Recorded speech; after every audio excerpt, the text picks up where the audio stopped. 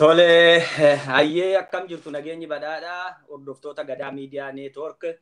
Kuni sagantaa keenya dirree haqaati. Sagantaa keenya dirree haqaa keessatti guyyaa har'aa waa'ee irreecharraa mari'achuuf dhiyaannee jirra. Marii kanarratti namni lama na wajjin jiru. Isaanis warra argitanii ayyaana irreechaa kana yeroo dheerarraa kaasee warra buuressee fi waa'ee ayyaana irreechaa kanarratti yeroo dheeraadhaaf hojjetaa turanii obbo Abbaa Biqilaa Dhaabaa fi akkasumas obbo Alamaayyoo Qubee na waliin jiru. Marii kanarratti har'a dhiyaatanii jiru. Kanaaf haala irreechaa irreechi keenya kun eessarraa ka'ee eessa ga'ee har'a maalirra kan jirra jennu bal'inaan irraa haasa'uuf deemnaa. Akkasumas hubannoo gaarii hayyoota kanarraa hin argattu jennee abdii qabna. Kanaaf baga nagaan dhuftanii gara miidiyaa Gadaa Neetwoork akkam jirtu nagaa? Baga nu eegdanii. Hayyee hedduu galatoomaa isinis yeroo keessan fudhattanii too sagantaa kanarratti nu argamuu keessanii fi waan argitee silaa irraa quba qabdan waan beektan hawaasa keessanii fi qooduuf dhiyaachuu keessaniif hedduu galatoomaa isiniin jedha. Egaa mee wanni har'a nuti irraa haasa'uudhaaf deemnu waa'ee ayyaana irreechaati. Ayyaana irreechaa gaa fuuldura kanatti kabajamuuf deemaa jira. Inni kun argitee gaa yeroo dheeraadhaaf baroota dheeraadhaan walitti dhaabbatee ayyaanni irreechaa kun deemee as ga'ee jira. Bu'aa hedduu qabaatullee wareegama hedduu qabaatullee wareegama hedduu ulfaataa keessatti argitee gaa ayyaanni irreechaa kun dhufee har'a as ga'ee jira.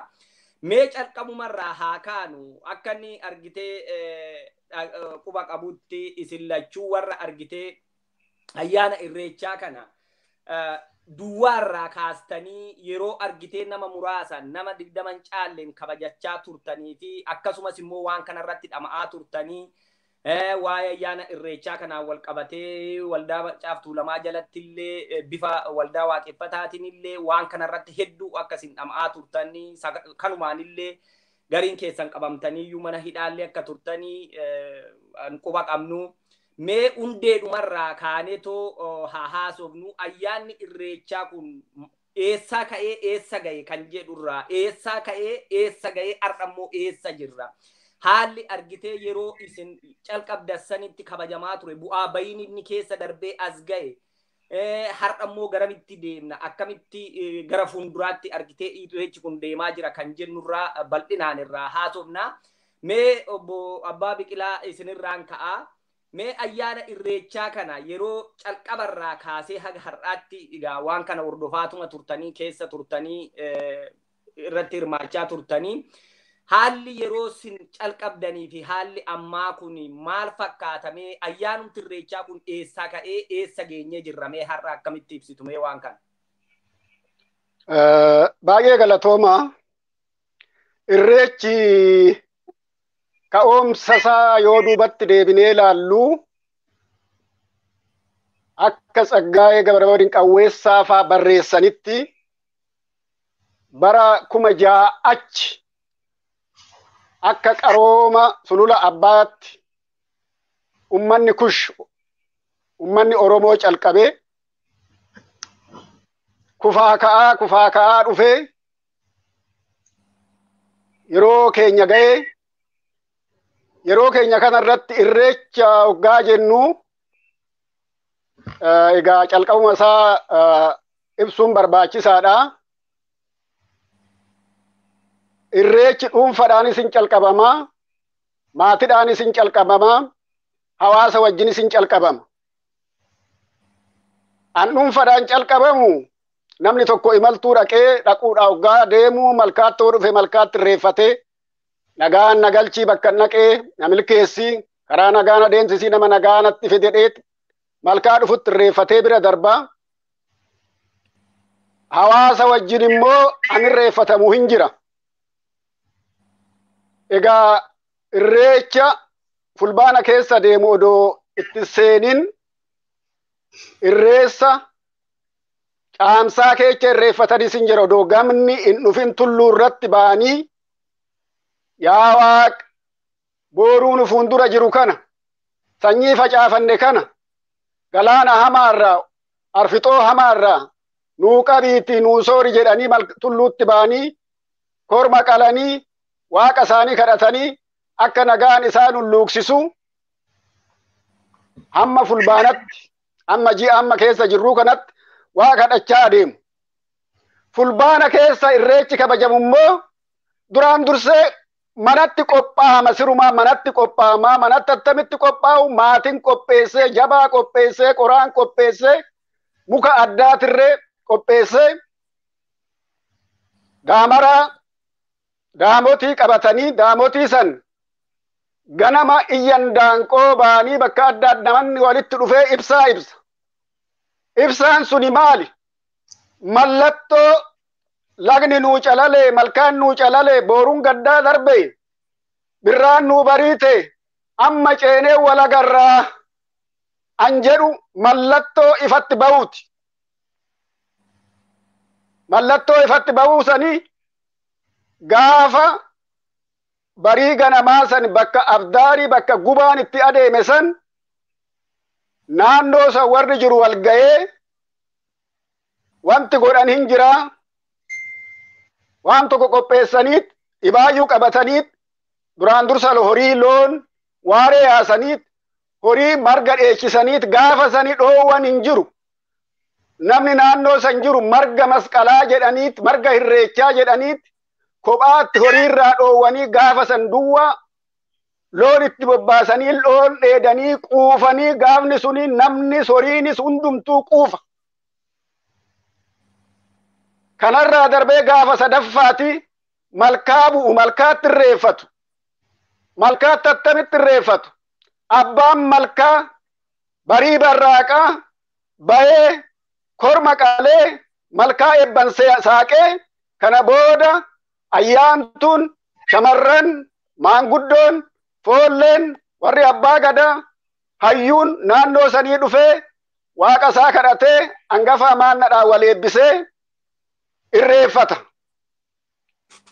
Egaa keenyatti deebina attamitti warri arsadii kunii sadarkaa amma irra jiru kana ga'ee attamitti immoo addunyaa kana bakka Oromoon jirtu mara wal ga'ee waggaa jennee kaafne hambaan duraanuu hin jirti biyya keessa bakka adda addaatti bakka Oromoon jiru naannoo adda addaatti irreechi hin jira gubaan hin jira. Arsadii kuni maaltu adda godhaa bakka dur waggaa odaa nabee naannoo san jiru waggaa nabe fa waan isaan malkaa san irratti godhan seenaa dheeraa waan qabuufi irreechi hora arsadii hoggaadhanii itti hirreeffatama. Yoo dura calqabnu obbo Alamaayyoo sirriitti beekaa warra ayyaantuu naannoo sanii jaarsolii naannoo san jiran koree waldaa maccaa tuulamaa jalatti gurmaan koree aadaaf seenaa waaqeffata. Koreen suni namoonni murtaa'anii warra ayyaanaa san bira dhaqanii jaarsol maanguddoo naannoo sanii han seenaa san beekan bira dhaqanii isaanis rakkoo tokko qabuuyyuu kallachiif caaccusaanii hangafni naannoo sanii achii buqqa'ee bakka biraakitti darbee tureeyyuu maanguddoonii fi warri ayyaanaa sun maal godhanii irreecha kana wanti ulfaan tokko nu biraa ba'ee ala jira isa nuu galchaa namicha Girmaa Cuukkoo nama jedhu nama ayyaana qabu bakka sanitti wal geenyee ulfaan warra aadaa sunis egaa seenassaa baay'eedha akka galu goone ulfaan sun hoggaa galu galmi ijaarramee fi ijoolleen naannoo sanii Alamaayyoo faa akka irratti hirmaatan goo'isanii mana barnootaa isaaniitiin galmi namicha abbaa kallacha saniiti ijaarramee kormas binnee kormis qalamee galmi sunis haxaarramee meeshaan ulfaan sun finfinneedha bakkatti deebi'ee galma sanitti deebi'ee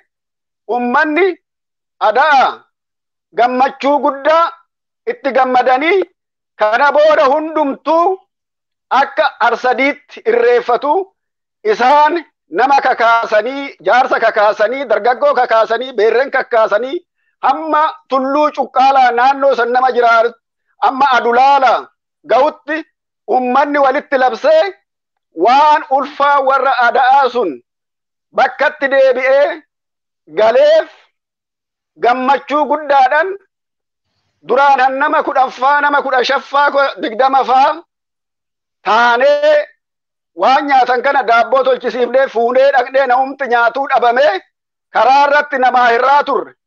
Yeroo tokko nan yaadadha Alamaayyooffaa qophii guddaa achitti qopheessanii dhibaayyuu addaa achitti qopheessanii waan qophaa'e san namuma murtaa'etu waan qophaa'e sun hundumtuu namni nyaatuu fi namni dhugu dhabamee manatti deebi'e wanti sun. Egaa wanti kun immoo nagaumaan deemaa dhufes jechuu hin dandeenyu. Rakkoo adda addaatti dhufe Finfinnee kaanee waggaa irreecha san dhaqnu karaa irratti sakatta'uun hin jira, reebichi hin jira, uffatuma aadaa kanarree, uffatuma abbaa gadaa kanarree namni uffatee deemu hin reebamaa ture. An biraa immoo uffata halluu adda bilisummaa Oromoo qabu kana namni yoo arganii sirumaa namni sun hin hidhamaayu. Hidhaatti gala. Kana hundumaa keessa dabarreet cimina ijoollee naannoo Bishooftuu achitti barataniin cimina isaaniitiin bara isaa tarii Alamaayyoo yaadachuu hin danda'a. Duulli guddaan adeemee dhaadannoon adda addaa magaala san keessatti fannifamee kana booda namni 1000 ta'ee 2000 ta'ee ittuma hiiqee dhawaata keessa namni bakka dhaabbatu dhabe. Bakka sanitti kaan maaltu ta'aa ture? Maaltu godhamaa ture?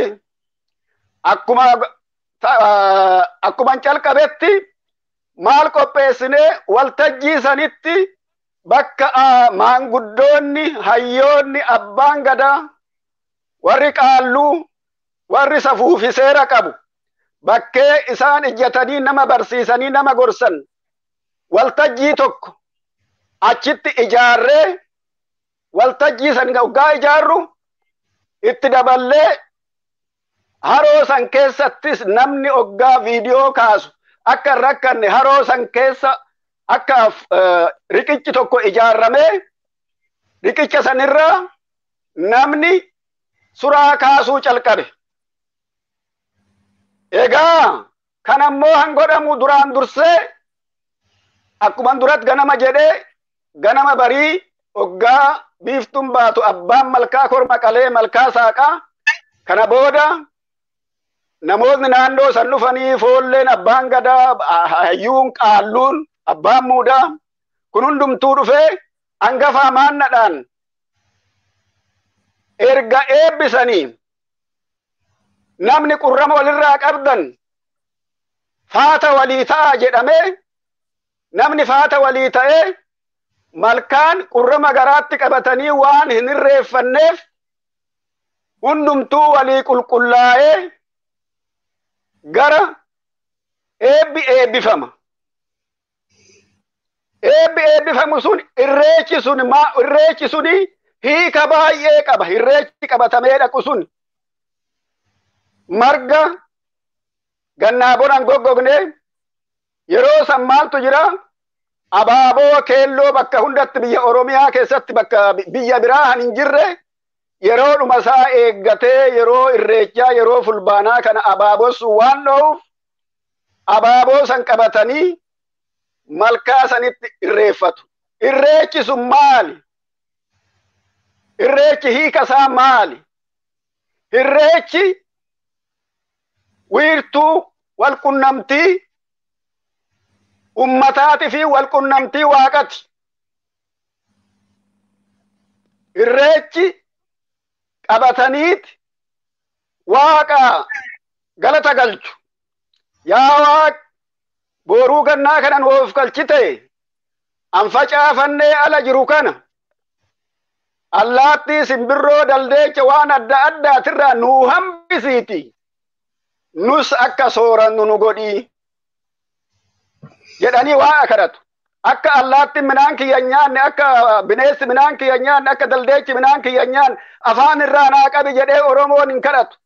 Isaan nyaatanii quufanii ani isaan irraa hafe maatii kiyya wajjini akkan sooradhu na godhii jedhaatu. Kuni waaqatti ergaa himata, waaqa kadhata. Wiirtuu wal qunnamtii ummataa immoo ummanni achitti wal ga'u sun warri yeroo baay'ee addaan fagaachaa ture sun walitti dhufanii nagaa wal gaafatanii waan naannoo isaanii jiru attami barana loon attami galaan attamitti sin baase horii waan dheedan qabu hameechi keechan attami ijoolleen nagaa an dhukkube hin jiru dhibeen hin jiru naannoon keechan nagaa biqiltuun isin biqilchitan kun sirriitti isinii margee dhibeen homaatu isin hin muddanne nagaan baatanii jedhanii wal gaafatanii waan jiru waan naannoo isaanii san jiru walitti dabarsanii waan bara gareetis ta'u walitti dabarsanii nagaa walii gaafatanii malkaa isaanitti irreeffatanii egaa kana booda sirbin jira wanni adda addaan jira taphni fardaa hin jira kanaan gollobama. Ambira irreechi iccitii guddaa qaba. Irreechi bilisummaadhas. Irreechi kenna waa tokkootis. Kenna gochi sun maal waan tokko goote irreecha sanii waan tokko argachuuf. Waaqaan kadhatan akka nagaa fidu, akka balaa fidu, akka dhibee finne waaqa isaa kadhachuunu gocha irreecha jiidharra jatanii marga qabatanii waaqa isaanii kadhatu. Waaqa hoggaa kadhatan yaa malkaan nanan jedha yaa waaqa malkaa kana uumte, yaa waaqni hunda uumte, yaa uumaa hundaa, yaa waaqni tulluu uumte, yaa uumaa hundaa si kadhanne jedhaniiti isa kadhatanii isa galata galchu malee akka warri biraa warri nu goomatu warri namtolcheetti amanu Oromoon lagatti amanaa, tulluutti amanaa, dhagaatti amanaa an jedhan kuni warra jibba dhuunfatirraa ka'anii jibba ummata kanaa warra qaban malee Oromoon takka malkaatti sagadeen beeku, tulluutti sagadeen beeku, daandii guddaatti sagadeen beeku, namatti irree sagadeen beeku. Oromoon waaqa hunda uume, uumaa hunda an miila hin qabne lafarra garaa dhalloowurree, an bishaan keessa jirurree, an samii keessa jirurree, an uume uumaa tokkicha. Oromoon kana dhugeeffachaa ture uumaa isaa awwaaqa ganamaa han hojii isaa argan, awwaan inni godhe argan, adoggaa kadhatan irraa hin dhabne. An kana kaffalaa jedhee naman kaffalchiif waaqa hunda uume. Isa galateeffachuuf irreecha qabatee bakka haroon jiru, bakka malkaan jiru irreecha isaa irreeffata. Irreechi wiirtuu tokkummaa ummata Oromooti. Akkuman duratti jedhee yeroo bara 2015 agartanii as dhiyoodhuma kanatti bakkeen qeerroon keenya itti wal ga'ee waadaa walii seenee kakatee waaqni isaaniitis san kadhate waadaa walii seenan san irreecha kenninaa dhiiga keenya kennina jedhaniiti. Qalbeeffadhaa kenni dhiigatis irreecha. Dhiiga kennuun malkaatti korma qaluun gammachuudhafi waa wajachuuf. Kanaafi qeerrooniif qarreen keenya achitti waadaa walii seenanii kiloo hanamma yoonaa waan biyya keenyatti adeemu kufaa kuffisaa jiru irreecha kunis irreechi lubbuu ofii kennuunis irreecha waan tokko argachuuf bilisoomuuf walaboomuuf irreechi irree ummata Oromooti qabeenya ummata Oromooti abdii boruuti ifatti nama baasu an uumaa isaa ittiin argani kanaafi irreechi waan guddaa waan baay'ee keessa dabarree irreechi amma immoo addunyaadhaa fudhatee warrumti tokkorree uffata keenya kanarree warri dharra'an hin jira yoo waan irreechaa dubbannu waan uffata keenya uffata aadaa kanas dubbachuun dirqama obbo Alamaayoon hin beekaa uffata aadaa kana hoggaasan hin bal'anne bakka tokkorree hoo jiraate wandabboo ateete halluu gurraacha diimaa kana aayyoon teenya akkawoon teenyarree hoo uffatanii uffanni kun maal akka ta'e addaan bahee tirree namni beeku nama muraasa ta'uu hin mala koree aadaaf seenaa waldaa Maccaaf Tuulamaa keessatti warri uffata aadaa kana qoratanii qopheessan laastikii fa'arraa hojjechaa turre namichi tokko hin jira dachaasaa jiruu jedhuuni an warra Walloo an Kamisee Arraayya Faseeboo an Seekkoo Mandoo an Booranaa an Tuulamaa an Maccaa an Arfan Qalloo waan fakkii isaan uffatan laastikiidhaan faa qopheessine bara duraa akkanatti akka aadatti ittiin kabajaa turre wanti salphaatti as ga'e hin jiru yaa jarana kana hunda immoo rakkoon nurra hin geenye jechuun hin danda'amu ulee beeka keessa dabarree shamarran teenya waan bareedu waan aadarraa hojjetame halluu bareedu kan yoo gurratti irree keewwatan gurra wajjin irraa ciraa ture oppidiyoon hoggaasan kan ulee gaggaragarchaa ture kan mana hidhaatti naqaa ture kana keessa dabarreet ka amma sadarkaa amma irra jirru kana geenye mee dabaree kiyya dabaree immoo obbo Alamaayyoo dhufan kennaa dabaree anin irra darbe ani ittan guutaa obbo Alamaayyootti dabarsaame. Ayyee hedduu galatooma dhuguma ibsa bal'aa kanuma kinoo waan argitee irraa kaane sanii argitee hedduu galatooma maaliif waan argitee dhaloonni haaraan irraa barachuu danda'uu fi akkasumas immoo namoonni hedduun dhuguma argitee irreechi kun eessaa ka'ee eessa gayan jedhugaa kanumaan nuti barbaanne hundeedhaan rakkoo akkamii keessa darbee dhufee nama ammamiitiin as gaye kan jedhudha. Mee obbo Alamaayyoo gara keessanitti tan dhufa waanuma isaan amma jedhan kanarratti waan dabaltanis dabalaatoo ayyaanni irreechaa kun egaa bu'aa bayii hedduu keessa darbee as gayeera calqabarraa kaasee argitee akkaataa itti dhufe egaa waanuma kinoo amma isaan ibsan kana mee isinis kanarratti ayyaanni irreechaa kun eessaa ka'ee eessa gaye eessa immoo jirra haalli isin keessa darbitan mee akkamitti kan jedhu isinis kanarratti mee dabalaatoo gara biraatti darbina. Ayyee galatoomaa gaa waan jiru abbaan Biqilaa ibseera. Anis egaa irreechi maal akka ta'e irraan ka'a. Irreecha jechuun galata. Waaqa uumamaatiif galata galchuudha. Waaqni yookiin Rabbi waan namarraa barbaadu tokkollee hin jiru galata kan ta'e malee. Isa darbeef galata galfatu isa dhufuuf immoo yaa Rabbi ati nan gatiin akkuma yoonaan nageesse isa fuulduraas na yaadadhu jedhanii waaqa ofii kadhatu. Akkuma duraan jedhame irreechi bal'oon kun irreechi guddaan sadarkaa biyyaatti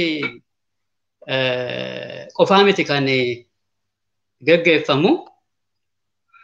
Egaa dhuunfaadhaan mana keessatti utubaa ofiitti irreeffachuun danda'ama. boroo ofiitti irreeffachuu hin danda'ama. Kuni dhuunfaadhaan maatiin tokko mana keessatti utubaa isaatti illee irreeffachuu danda'a.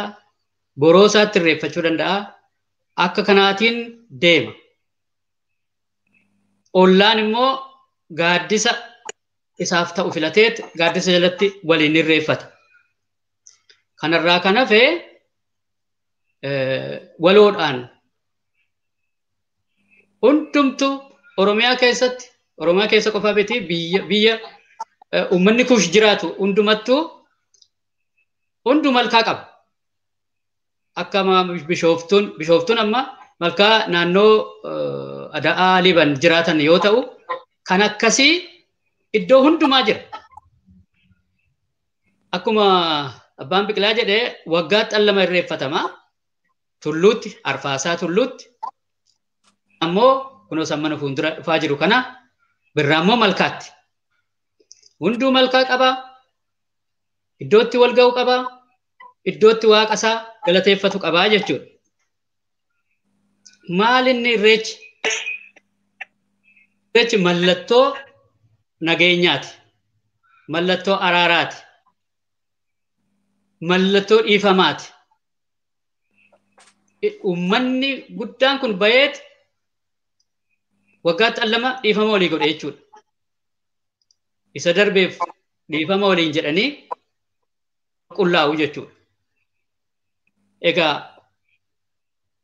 irreechi akkuma jenne mallattoodha. Mallattoo nageenyaati. Irreechi irree keenyaa jedhama. Maaliif kun abdiidha. Waaqatu si waliin jira yeroo ati harka keetiin irreecha qabattu rabbitu si waliin jira. Uumaa isa ganamaatu si waliin jira. Kanaaf irreechi irree keenya kan jedhamuuf kanaaf waaqa qabatanii waan dhaban. Akka kanattiin uummanni irreecha isaa egaa yoom calqabame isa jedhuufi inni egaa namni uumamee of baree waaqa isaa galateeffachuu eega calqabee kaaseeti kan irreechi kun kanaan waaqa isaa kan galateeffachuu calqabee uummanni jechuudha. Uumamni jechuudha. Kanaaf egaa isa ammaan dura biyya keessatti akkasitti uummatichi yeroo ofiin of bulchaa ture, yeroo bilisummaadhaan jiraata ture akkatti kabajatu qaba.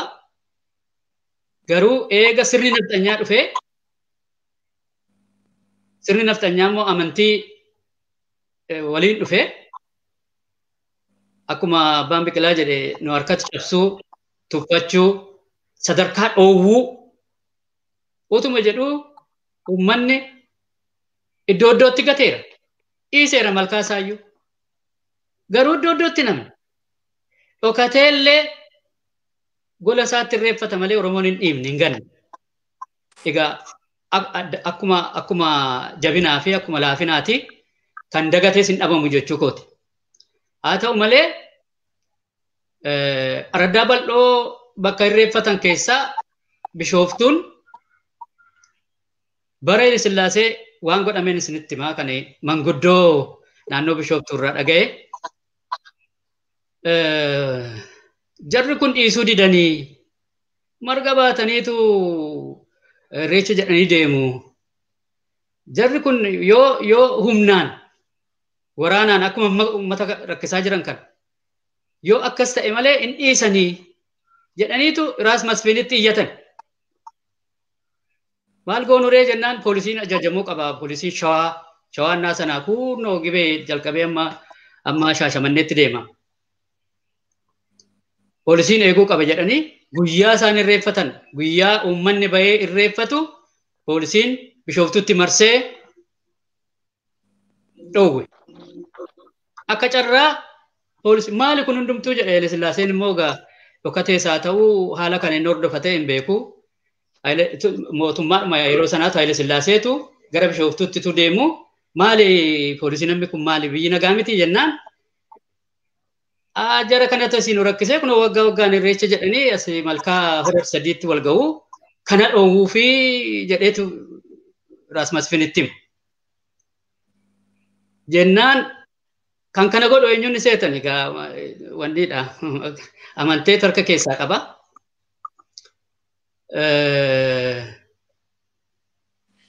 Gaafa Haile Sillaaseen kana dhaga'u to'achoo yihidu jedha Haile Sillaaseen. Dhiisaa irreeffatanii adeebi'anii dhiisaa jennaan ajaja nugusaati poolisiin karaa gadhiisee uummanni ada'aa Liiban akkasitti irreeffate. Sana booda maal jedhan? Ay jarittiin kun ammas nu dhiibne ahunuma nugusuu miyya daggafaachoo na'u horar saddii kana malkaa isaarratti taabota dhaabuun nurra jira bataskaana dhaabuun nurra jira jedhanii murteessan. Dhumarratti gamnaaniif gaafa murteessanii waan barbaachisu dhagaafaa waan bataskaana sana ijaaruuf waan barbaachisu otoo qopheessaa jiranii Haile Sillaaseen kufa. Dhagaan sunis achumatti hafee uummannis wagguma waggaan dhaqee achitti irreeffata. Kan Haile Sillaasee darbee dargiin dhufe. Dargiin immoo dhimma amantee keessattuu waa'ee amantee namni waaqatti amanu yakkamaadha bara dargii. Waaqni hin jiru jenneerra nu jechisiisaniiru. Booda sirumayyuu abbaan malkaa akka iddoo sana buqqa'u godhamee abbaan malkaa biyyaa bahee Finfinnee bakka firaatti galee ulfaa isa bira jiru. Ulfaa jechuun egaa meeshaa amantii kan Oromoon ittiin malkaa bu'ee irreeffatu sana akkuma ta'e dhofkatee Finfinneetti geessee mana godoo wayii qaba. Godoo sana keessatti dhofkatee ofii isaatii hojii barbaada. Gojjam maanni Gojjam hawwee dhaqe. Paawwee dhaqee amma gaa akka carraa ani immoo waan kanan hordofa yeroo hundumaa eegan barsiisaa ta'e calqabee waan aadaa kanan duukaa bu'aa. Manguddoota dubbiseen akkuma abbaan Biqilaa jedhe ayyaantota kudarfeedhaan ayyaantonni naannoo sanaa sadan tokko jiru. Isaan bira dhaqeen waan kana qorannee manguddoota wajjiniin manguddoo naannoo sanaa wajjiniin ela ofumaa dhaqamee irreeffama malee abbaan malkaa dhufee abbaa malkaa wajjin yoo irreeffatame waaqni keenya nu dhagaa inni kun guutuu miti nuun jedhan. Kanaan koree waaqeffannaa Maccaaf Tuulamaa jalatti ijaarameen kunoo abbaa Biqilaa faattimee isaan achi yaada kana fudhatanii isaanis irratti mari'atanii nunis immoo koreen bishooftuu waaqeffannaa bishooftuu jira. Akkanattiin waggaa isaatti yaalle. Maal yaallee waggaa tokko keessatti amma dandeenye tirannee waldaa waaqeffannaa Finfinnees dhufee attamii quunnamtaniittu warra naannoo biyya kanaa jennaan isaanuu immoo dhaqanii Finfinnee irraa wal ga'anii dhufanii nagaan irreeffatanii galan turan. Hin hordofama, kaan hin hidhama, hin doorsifama. Uummata naannoo sanaa dubbisuu dhiisaati achi ga'anii irreeffatanii deebi'uun sodaa ture. Doorsisa akkamiitu jira ture. Oppidiyoon nu duukaa buute. Akkanattiin egaa waggaadhaan itti jabaannee waldaa waaqeffannaa Finfinnee fi kan bishooftuu wal taanee abbaan malkaa Paawwee eenyu biratti qaxarame Alaamuddiitu Gojjam buuse. Achi gaafa waamnu inni dhugaayyuun seenee dhufee sana booda gaa waan goonu goonee galmisaa deebi'ee ijaaramee bartoonni jiru. Maccaaf Tuulamas nu gargaara. Akkanattiin galma isaa ijaarree fi durballeetti fuusifnee meeshaan sun akka jirutti namichi waggaan isaa ta'u yeroo fedhe isaa ta'u dhaqeetti itti irreeffata iddoo sanatti. Finfinneedhaa dhufee galma iddoo bakka jireenya isaatti galee fi akkanattiin egaa hamma kana utuu nuti nu doorsifamu utuu ajjechaa fi kun akkuma godhan kana akkuma ilmaan keenya nu jalatti fixaa jiran kana kan hundaatu godhaniiti jabaannee ayyaantuu naannoo sanaas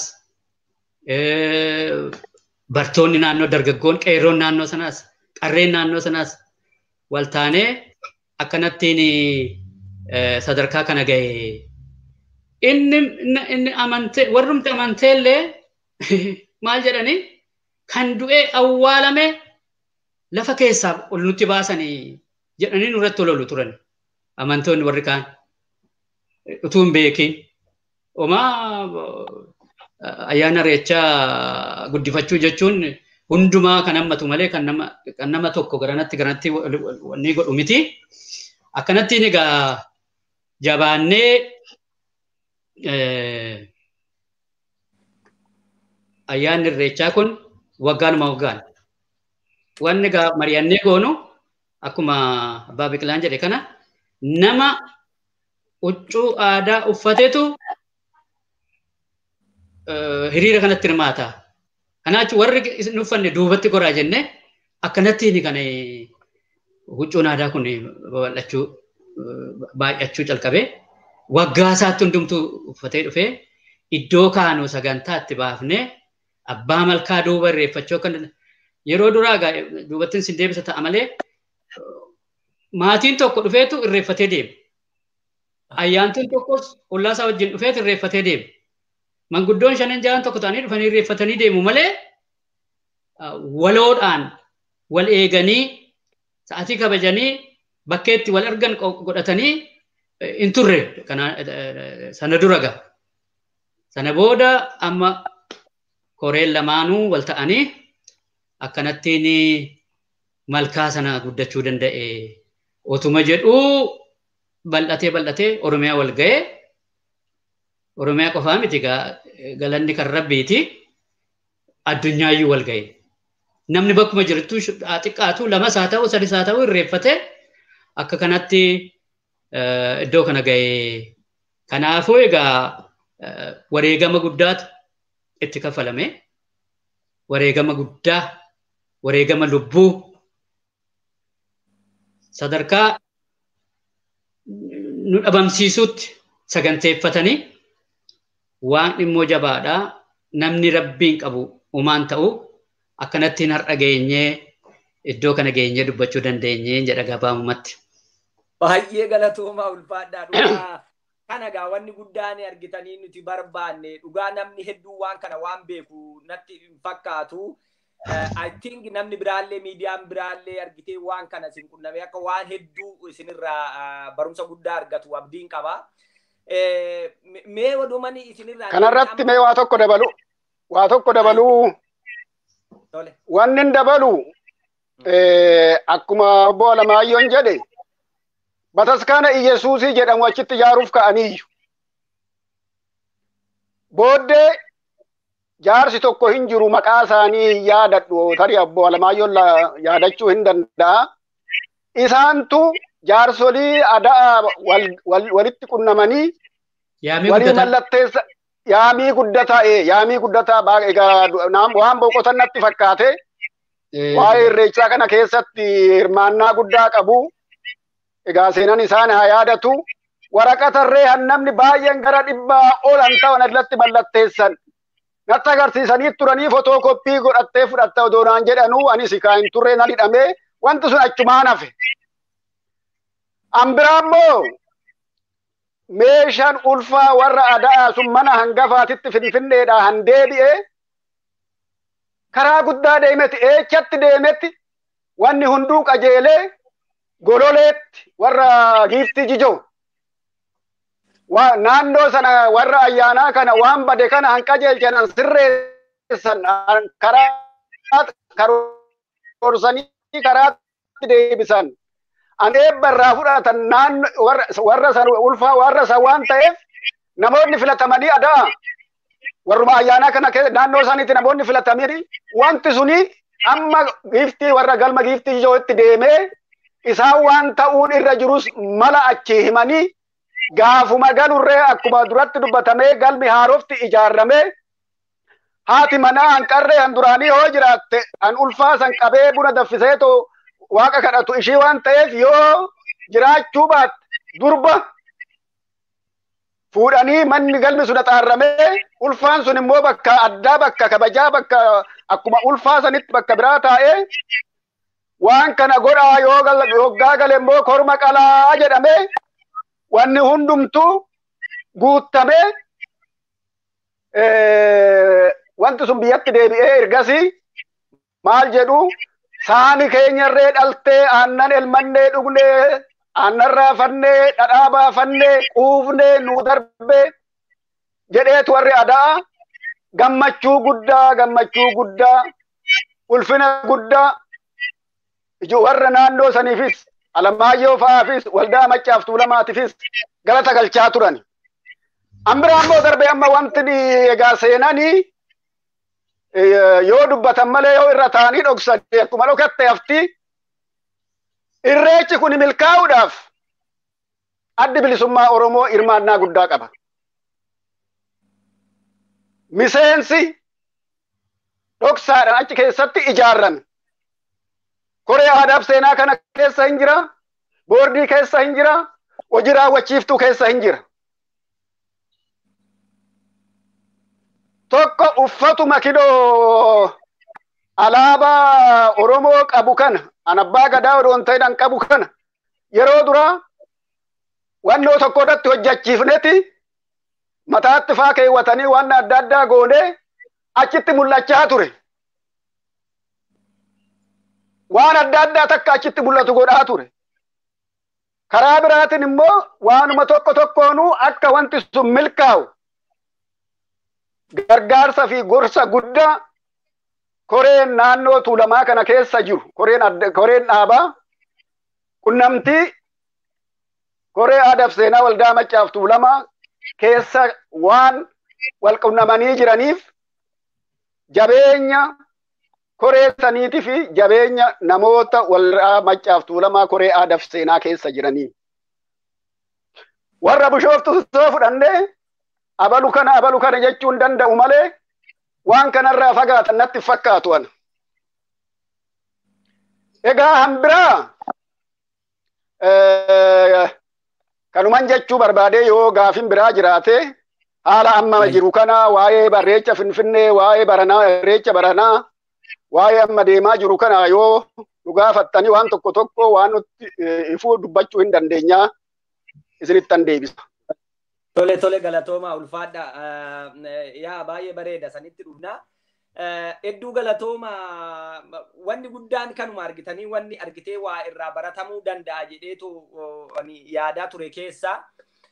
Maaliif namni baay'een argitee akkaataa wanni kun dhufeetu as ga'e akkuma salphaatti akka waan irraa beeku hin qabu namni baay'een ayyaanni irreechaa kun argitee ora Arsadenitti calqabee Bishooftu calqabeetuma deemuusaa malee maal keessa darbee akkamitti dhufeetu as ga'e ishii kana argitee bakki main pointii namni argitee silaa irraa waa hubachuu danda'u. Mee obbo Lamaa yoo gara keessanitti deebi'a. Namni argitee ayyaantuun sun sin dhaqxaniitu argitee Goojjam keessaa barbaaddaniitu fiddanii waan san gootan amma lubbuudhaan jira namni sun lubbuudhaan jira amma iyyuu moo akkamitti immoo meeshaa kana Finfinnee keessa meeshaa argitee ayyaana irreechatii fi taa'u kana hawwaaleetuma bara dheeraa Finfinnuma keessa kaawwateetuma dhufee wanni sun argame ishii kana itti naa dabaltu ambiraa.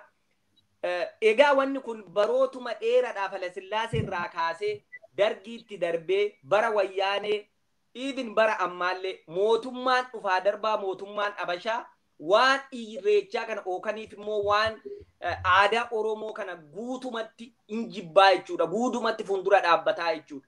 Bara dargii keessa akka odeeffannoo qabutti aga argitee mana warra qaalluu diiguu warra irreecha Oromoo safuu Oromoo balleessuu waanuma argitee sin amma jettan kana waan aadaa Oromoo ilaallatu hundi diiguu balleessuun ni tureedhan. sanirra immoo darbee baruma wayyaan illee haa ta'uuti mirgi sabaa fi sablammootaa eeggamee namni adda isaa guddifachuu danda'a. Afaan isaatiin barachuu danda'a. Maalaa jedhu aga tokko argitee qabsoo uummataatiin an dhufte suni mirgi akkasii haa godhamtu malee dhiibban isa kanarrattuma ture jechuudha. Maaliif namni uffatee argitee uffata isaa aadaa isaa uffatee deemuun dhaqee irreeffachuun waan hedduu rakkoo ture sanirra darbee argitee aga du'uu aga hidhamuu bara 2016 kinoo bakka tokkotti nama 700 ol dhabne sanii isarra darbee immoo ammas baruma kanallee bara itti argitee Oromootu biyya bulchaa jira, ijoollee abbaa gadaatu biyya bulchaa jira, ijoollee abbaa gadaati jedhameetu argitee akkasitti lafa dhiitame isuma ammaa kanallee baroota darbee qabsoodhaan argitee jijjiiramni kun dhufe waan hundi dhufe jedheetoo namnu argitee jennaan irreessi Finfinnee kunis waggaa meeqa keessatti deebi'ee kun qabsoo uummata Oromootiin qabsoo qeerroo fi qarreen kuma meeqatti wareegamee kumni meeqatti madaa'ee deebi'ee haa ta'uuti isumayyuu barreen gaddaadhumayyuu akkuma argitee amma abbaan Biqilaa'eedhaan waan argitee faajjii Oromoo ilaallatu waan alaabaa Oromoo ilaallatu namni bakka silaa ayyaana isaa itti kabaju waan barbaade uffatee waan gammachuusaa ta'e waan natti dhagaamu waan barbaade kaawwadhee waan barbaadu godheetu argitee deemuun mirga nama saniiti. Haa ta'uuti inni kun argitee dhiibbaa garaagaraa qabaachaa ture jechuudha. Har'asuma jira jechuudha wanni kun.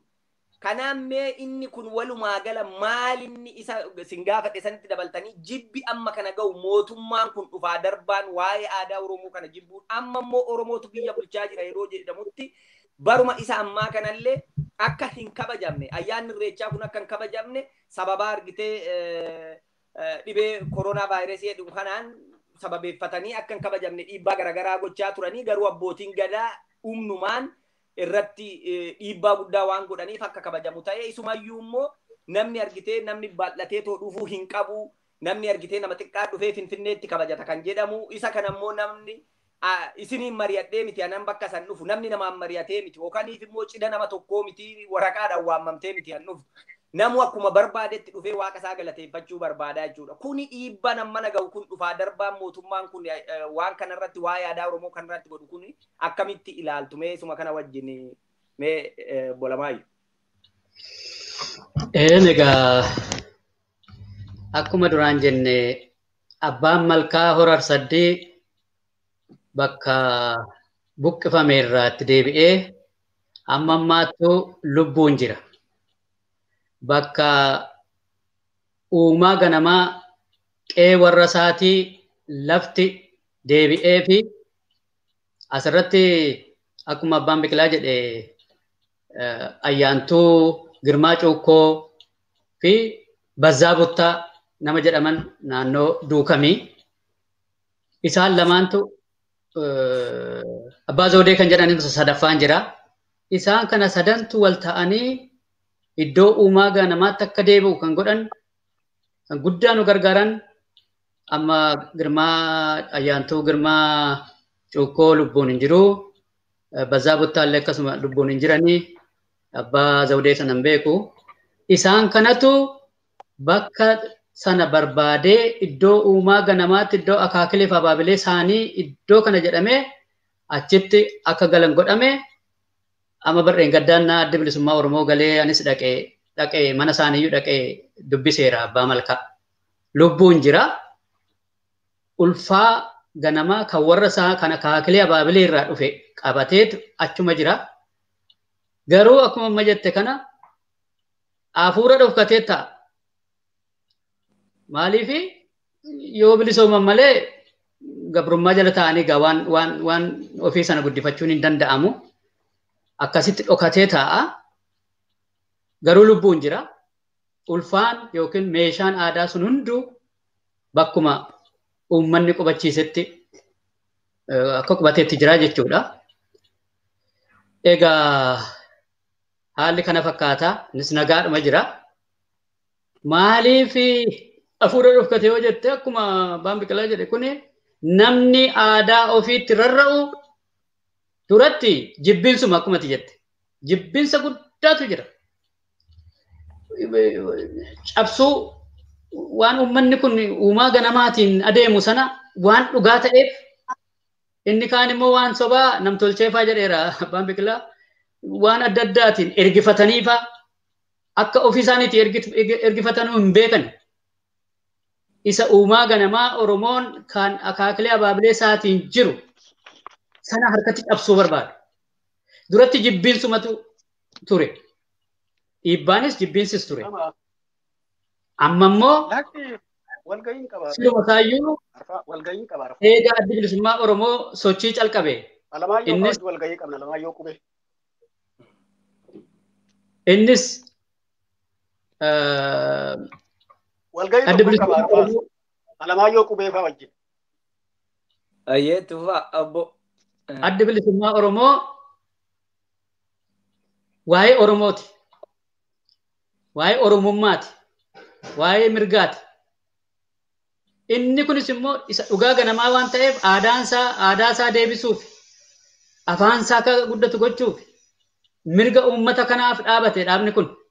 Kanaaf namni waa'ee irreechaas ta'ee waa'ee amantii Oromoo waa'ee seenaa Oromoo namni dubbatu adda bilisummaa Oromooti. Jedhamuu qaba du'uu qaba. Akkanattiin egaa kana keessa kan turre lakkee jarana nuyi kan aadaa guddifna lakunoo ayyaantuu wajjiniin manguddoota wajjiniin lakkee lista sana keessaa hin qabnu bo'o waan isin duuba waan isin gootan hin beeknam. Nu goyyomsuu yaaltu nuyi akkasii wayyaaneen immoo sirumayyuu nuyi akkanumatti kana fakkeessineetu injifannee as geenye. Uumaa waan nu dhoksitan hin qabdanne waan gootan numa beekna. Otoo jedhaniitti dhaadataniiti egaa dooni du'umaa baduunis baduudha jenneetumatti rarraanee waan isnu gargaare akkanattiin as ba'uu danda'e. Egaa akkuma jette inni ammaa immoo ilmaan abbaa gadaa jette ati. Egaa yoo ofiin jedhan ta'uu danda'a. Garuu inni ammaa immoo diina keessaati.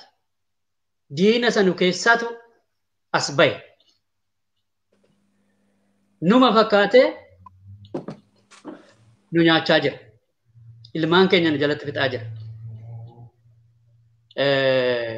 Ayyaanni salphaadhumatti waan wayyaaneen hin goonetu godhamaa jira yeroo ammaa kana. Waan wayyaaneen hin goonetu godhamaa jira. Otoo ilmaan abbaa gadaa ta'anii kanan godhan. Wayyaaneen irruma keessa malee gola namaa keessa seentee waa hedduu gochuu hin dandeessu ture. Amma dandeesse doorsisuudha malee isa dhabamsiisuu kanaaf hin kaane. Inni ammaa kun uummanni Oromoo yoo jabaate malee yookiin jiraachuu yookiin dhabamuudha. Inni ammaa kun diinni keessaa hamaadha. Hattuun fagoon dhuftuu asumaa kan kennutu jira jedhama. Akka sanaa taaneeti numa keessaa bahee nu nyaachaa jira. Allaattiin fira fakkaattee si bira nyaatte jedha Oromoo.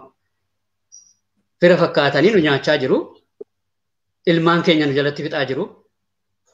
Wayyaaneen amma ta'e yoo ragaa argatte mataa wanni jette malee isa akkas jala seentee ilmaan ofii nama jalatti hin fixxe. Inni kun isa hamaa tunutti dhufe.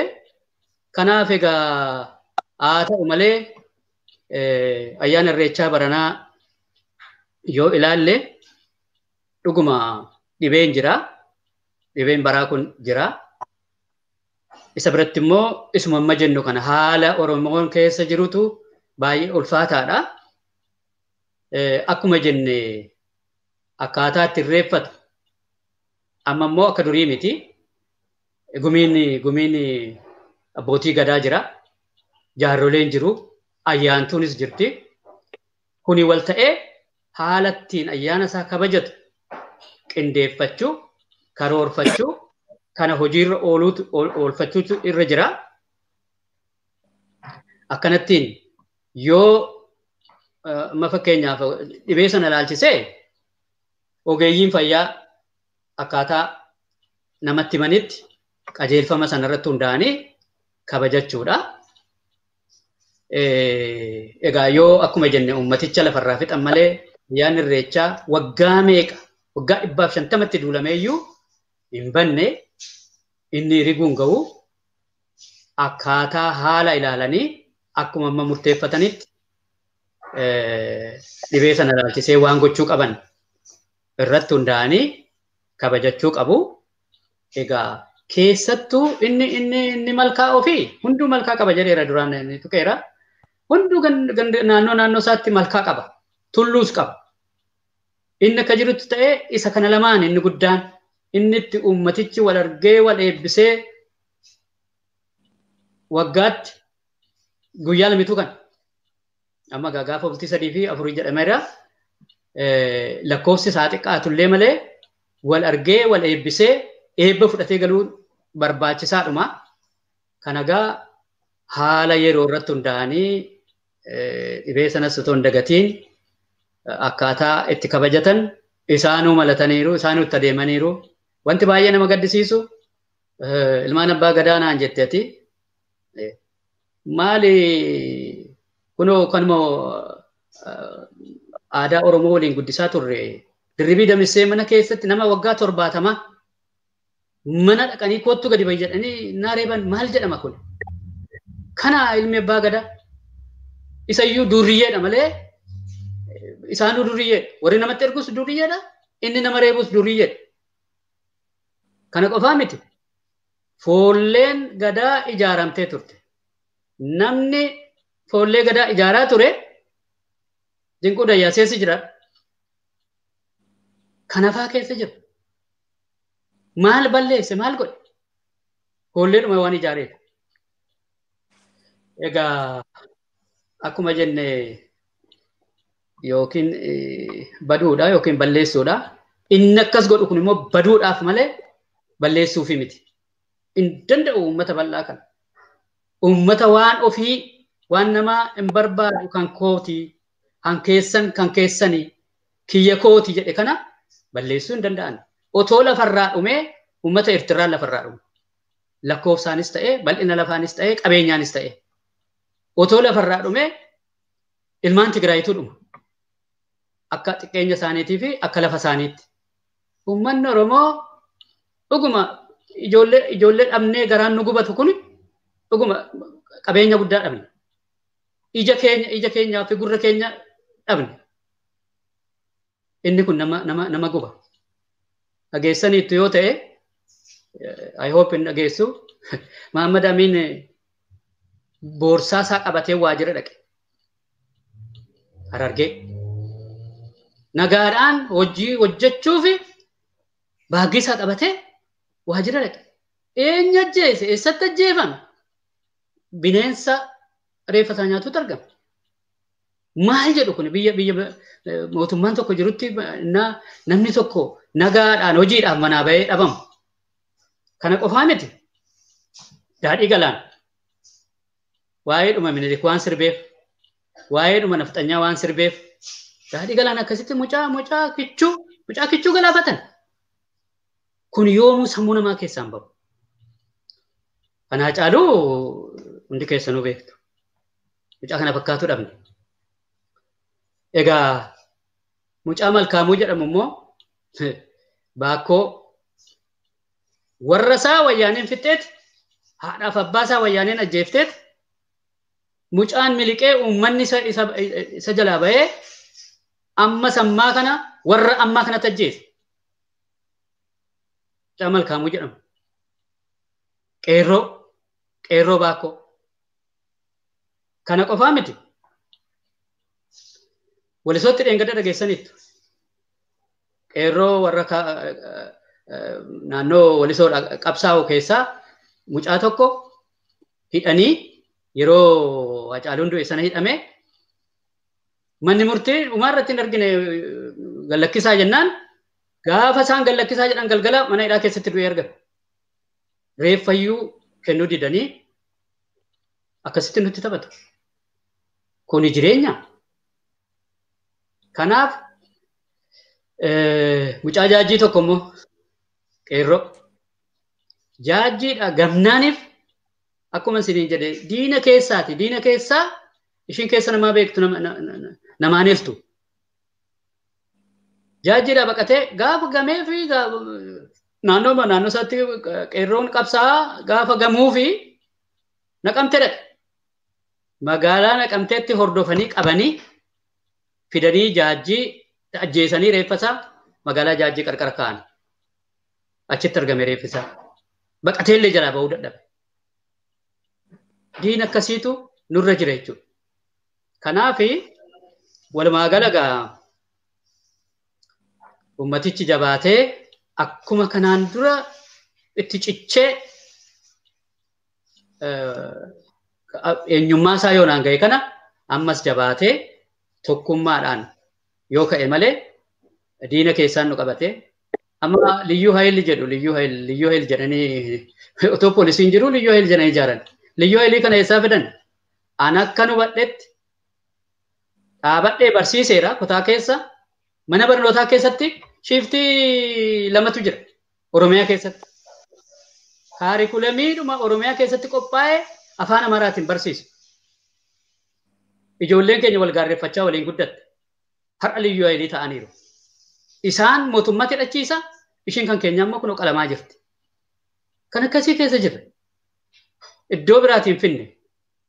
Achuma Oromiyaa keessatti guddifatan. Eenyu fa'i kan kana godhan? Oromoon kana gochaa jira. Oromoon ofirraa ittisuuf illee qophaa'aa jira. Taammaan Bayyanee fa'aa warra pilaanii baasanii alaa keessaan Abbabaa Galaaw fa'aa warri kun hojii biraan qabani. Kanuma irratti hojjetu. Oromoo keessaa namni waan kana ani hojiinis natti taafu kanuma hojjedha namni jedhee hojjetu yoo jiraate hin beekan. Yoo jiraate gaarii. Maaliif ijoollee afaan Amaaraa barsiistu Oromiyaa keessatti inni gaafan? Maaliif barsiiftu? Maal jedhanii baratu? Kililaachin Oromiyaa jedhanii baratu. Hizbaachin Oromoo jedhanii baratu. Otoo kaarikulamii Gojjamee Gondar irraa fidani gaarii naannoo Amaaraati. Isa miti. Kanuma afaan Oromoo sana jijjiirame. Maa ijoollee akkas gootu hojiin kan hojjetamu afaan Oromootiin ijoolleen asii baate afaan Oromootiin hojjetti. Akka Oromiyaa keessa hojjetan maaliif afaan Oromootiin hin barsiifne jennaan edaasaan qabdii ijoollee sana booda akkas goona jedhanii qopheeffatanii kunoo nutti geeraraa jiru. Haala kanatu jira. Ani waan dhaabadhee barsiisee argeefan jedha. Ijoollee keenya wajjin akka diinaatti otoo ilaalan har'a kunoo liyyuu hayilii jedhanii hidhachiisanii nutti taphachiisaa jiru. Kana gaa yoo jabaannee tokko taanee wal taanee waan jiru kana dura dhaabbanne malee tokko tokkoon dhabamaa jirra jechuudha. Ammanuman jedha. Tole baay'ee galatooma hedduu ulfaadha. Dhuguma waan argitee gaa jiru wanni argitee har'a Oromiyaa keessatti deemaa jiru sun wanni argitee guyyaa guutuu dubbachaa oolle wanni irraa eenyu hin jiru ammoo wanni guddoo nama gaddisiisuu fi argitee uummanni keenyallee beekuu qabu wanni argitee har'a ilmaan abbaa gadaati nuti ilmaan abbaa gadaa biyya bulchaa maa hiriira nurratti baatu maaf kana gootu jedhanii too uummata Oromoo gowwomsaa uummata Oromoo afaan faajjessaa jiranii. Warri kun argitee ilmaan abbaa gadaa udoon taane ilmaan Minilik keessayyuu Minilik isa argitee kanaan dura harka nama muree arma muree jedhamee too seenarratti dubbatamu san inni ammaa immoo isa morma muru ilmaan argitee waa'ee Minilik kaayyoo Minilik tarkaanfachiisan wannumti argitee silaa bakka ilmaan abbaa gadaati dhanii isaan ittiin deemanii uummata Oromoo afaan faajjessanii uummata Oromoo gowwomsanii gariin immoo uummanni Oromoo jecha san jechaa ture. Amma hundumtuu hubatee natti fakkaata. Waan argitee Oromiyaan keessa jiruu fi waan itti deemamaa jiru san yeroo biraallee walitti deebinee haasa'uu dandeenya. Amma keenya gara guduunfutti deemaa jirraa. Mee abbaa Biqilaasinitti deebi'ee dhaamsa qabdanii sachumaan dabarfattuu gabaabsitaniittuma. Wanni argitee amma Oromiyaa keessatti argitee deemaa jiru bifuma waliigalaatiin haala rakkoo fi keessayyuu ayyaanni irreechaa baranaa wanni adda taasisu uummanni Oromoo gadda keessa jira. Uummanni Oromoo gadda mana hin jedhamne keessa jira. Keessayyuu argitee nama uummanni Oromoo jaalatu akka qaroo ija isaatti laalu artisti Hacaaluu Hundeessaa bara inni itti wareegamedha. Bara beektonni Oromoo qabsaa'onni Oromoo warri argitee qabsoo karaa nagaa geggeessina jedhanii too guutuutti mana hidhaatti nammanii jiran kunis adda taasisa. Uummanni Oromoo walumaa gala gammachuun qabu. Haa ta'uuti bara kanammoo bara irreecha kanaa Waaqayyo gara gammachuutti akka nu jijjiiru abdii qabna. Kanaaf mee isuma kanaan wal qabatee dhaamsa waliigalaa waan irreecha baranaa irratti dhaamsa waan dhaammattan carraasinii laadhee sagantaa keenyaa suma irratti guduunfina. Haa ta'u isa dura garuu waan 3-4 irreechi waan ta'e tuquun barbaada. Tokko irreechi mallattoo Oromummaati. Irreechi kenna Waaqati. Irreechi araaraa. Irreechi gocha. Irreechi hundee Oromummaati. Irreechi wiirtuu walqunnamtiiti. Walqunnamtii hoggaan jedhu namaaf Waaqa. Kanumaan dubbadhaa egaa wanti amma biyya keenya keessatti deemaa jiru kuni yeroo murteessaa Oromoof yeroo murteessaa. Oromoon yoo ciise achuma ciisutti hafa akkuma amma ka'e kanatti immoo yoo ka'e bilisummaa isaa yeroo gabaabaa keessa gonfachuu hin danda'a. Odoon biraatti hin ce'in irreechi baranaa irreechi kuni booredha. Booredha. Irreechi ati irreeffatin ati abalu bira dhaqiitee eeyyama fudhu kana hanjedhu hin jiru waan ummata keenyati waan keenya. Amma torbanarraa Finfinneedhuma keessatti gubaan warra ortodoksii hin jira. Masqalli ortodoksii Abbabachi eenyuti anamma bakka Taakkalaa buute suni waggaa dubbattuun nagaye. Dirreessa waan tokko irratti hojjetu natti fakkaatee irreecha gubaadha wandoon kuni masqala sirriitti qopheessinee isinitti kenninaa hanjettu dubbatte. Oromoon maali? Biyya isaati, handhuura abbaa isaati, araddaa gullalleeti, araddaa galaani, araddaa Oromoo maraati. Qe'ee abaabilee, qe'ee akaakilee, qe'ee keenyatti, qe'ee handhuurri keenya itti awwaallametti eeyyama maaliif barbaachisa? Abbaan gadaa hin jira, foolleen hin jira, qaalluun hin jira, ayyaantuun hin jira, abbaan muudaa hin jira. Oromoon ofuma isaatii of eegee nagaan malkaa isaa kittirreeffatee wal eebbisee addaan gala. An dubbii dhalchu mootummaadha. Ani yeroo darbe bara 2016 ummata keenyaan arsadiitti fixee mootummaadha. Oppidiyoodha. Bakka isaan jiran nageenyi hin jiru. Irreechi iddoo nagaati, iddoo araaraati, iddoo waaqa ofii itti kadhataniiti. Meeshaa qabatanii dhaquun dhoorkadha. Sibiila qabatanii dhaquun dhoorkadha. Bakkee sanan naqamu irreecha marga qabataniiti. Malee qawwee qabatanii eeboo qabataniiti moti. Ammas ummanni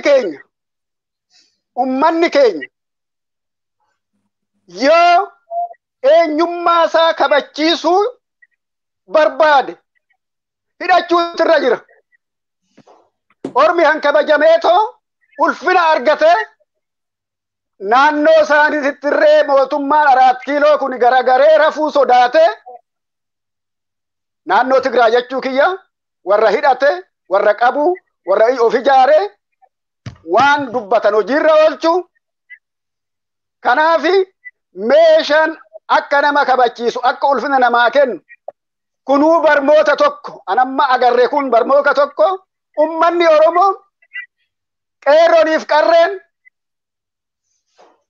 muuxannoo waa'ee meeshaa wannoon guute warri muuxannoo qabu biyya keessa guute tusii tokko keessa ta'anii waa'ee muuxannoo akkatti hiikan akkatti wannoo godhan akkatti dhokaasan kana baratanii of baraaruu diina fuundura ejjachuu barbaachisa malee yeroo hunda duune boonye qalamne amma yoomitti haati keenya amma yoomitti ijoolleen keenya amma yoomitti obboleeyyan keenya boo'icha kana ofirraa kutuuf ijoolleen keenya hidhachuutu irra jira. Ummanni ala jiru kuni karaa danda'ameen waan danda'ameen warra biyya keessaa kana keessa ijjate balaa amma nurra qixaxamaa jiru kana ofirraa buusudha. Egaa durattum dubbatame ijoollee abbaa gadaatu Finfinnee seene 4 kiiloo seene mee obsa mee miila jalatti qaba.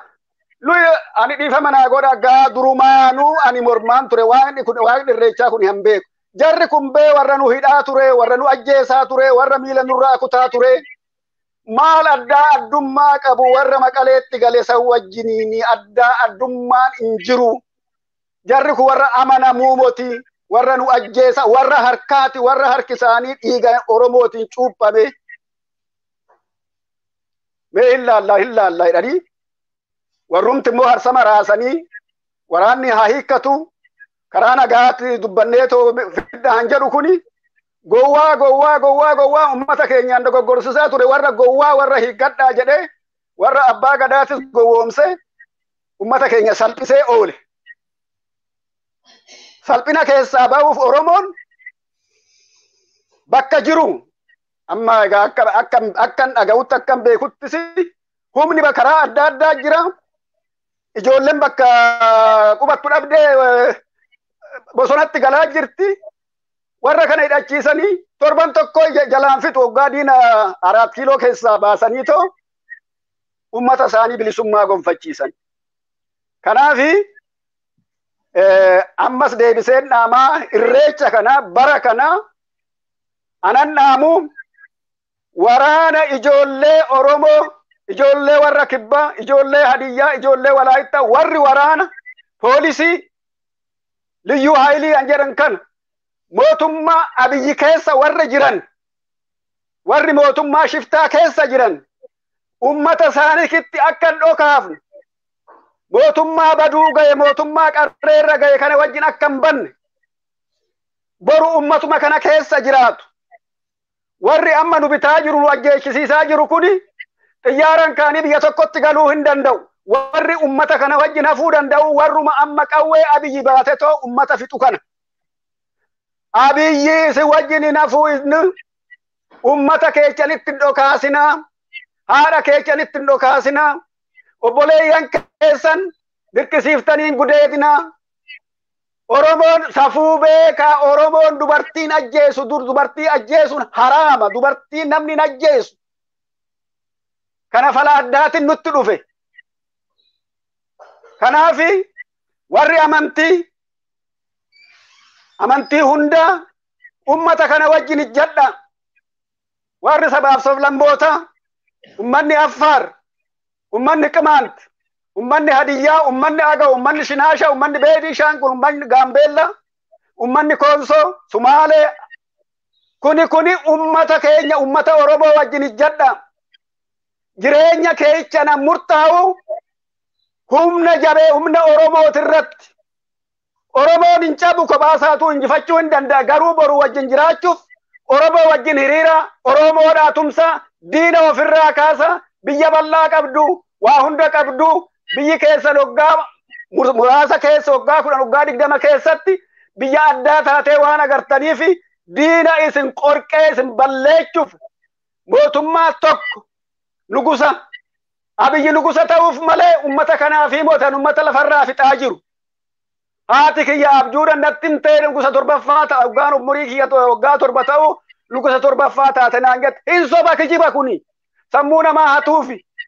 Waa'ee nugusaatu maalitti beeku naannoo san waan soba. Kanaafi nugusa han ta'u hin jiru. Jaarraa 21ffaa keessa jirra.